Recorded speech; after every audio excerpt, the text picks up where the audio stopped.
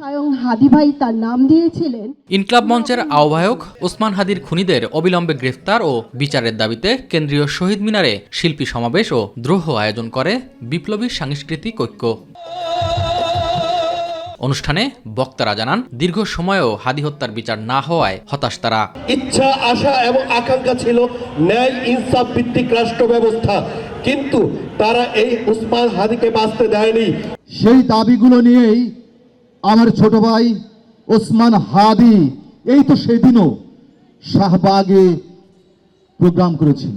সরকার এখানে একটা গাফলতি করছে, এই গাফলতিটা দেখছি, এর বাইরে আর কিছু না। সরকারের এখানে ভালো কোনো চেষ্টা নাই। দ্রুত সময়ের মধ্যে হত্যাকারী সহ এর পিছনের কুশীলবদের আইনের আওতায় আনা না হলে আবারও আন্দোলনে নামার ঘোষণা দেন তারা। বিচারটা আরও দ্রুত অগ্রগতি যেন হয়, আমরা নির্বাচনের আগে যেন কিছু দেখতে পারি, নাহলে নির্বাচনটা খুবই বাজে হবে। এক হাদি শাহাদাত বরণ করে সারা বাংলাদেশে শত সহস্র লক্ষ কোটি হাদির জন্ম দিয়ে গিয়েছে। এই হাদিরা কি চুপ করে বসে থাকবে আপনারা মনে করছেন? চুপ করে বসে থাকবে না।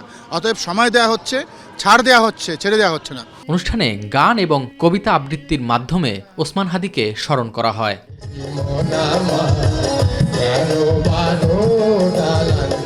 এস এম আরিফ, মাই টিভি, ঢাকা।